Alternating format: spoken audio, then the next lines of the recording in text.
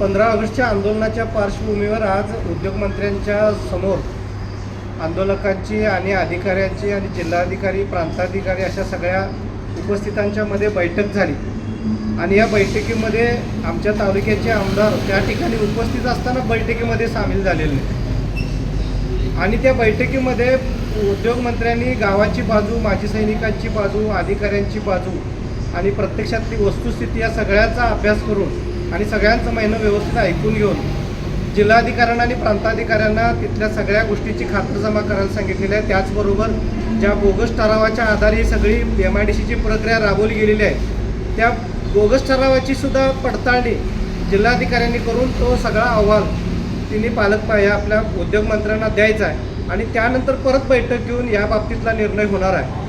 आजच्या बैठकीला आमदार त्या ठिकाणी उपस्थित असताना का त्या ठिकाणी आमच्या बैठकीमध्ये सामील झालेले नाहीत हे आत्ता आम्हाला त्यांचा हे पत्र किंवा ते आत्ताच्या आलेला फोटो बघितल्यानंतर आमच्या लक्षात आलेला आहे। त्यांना पूर्णपणे सगळ्या लोकांची दिशाभूल करायचं आहे। त्याचबरोबर दैनिकामध्ये वेगवेगळ्या बातम्या पुरवून आपली MIDC ही व्हावीच म्हणून आत्ताचे उद्योगमंत्र्यांनी सांगितलं हे खोटं सांगायचा प्रयत्न त्यांचा आहे। असं कुठेही घडलेलं नाही आणि आमची बैठक झाल्यानंतर जी अधिकृत होती ती बैठक संपल्यानंतर कुठंतरी एक फोटो काढायचा आणि त्याच्या पद्धतीने दिशाभूल करायचं हे वागणं आमदारसारख्या पदाला शोभणारं नाही। तुम्हाला जर खरोखरच MIDC करायची होती तर त्या अधिकृत बैठकीमध्ये येऊन तुम्ही तुमची भूमिका मांडायला पाहिजे होती। तुम्हाला कुणी अडवलं नव्हतं पण तिथं तुम्ही येत नाही। तिथं सगळं पालक त्या उद्योगमंत्र्यांनी सगळे निर्णय जाहीर केल्यानंतर तुम्ही फोटो व्हायरल करून लोकांची दिशाभूल करताय हे आमदार पदाला शोभत नाही।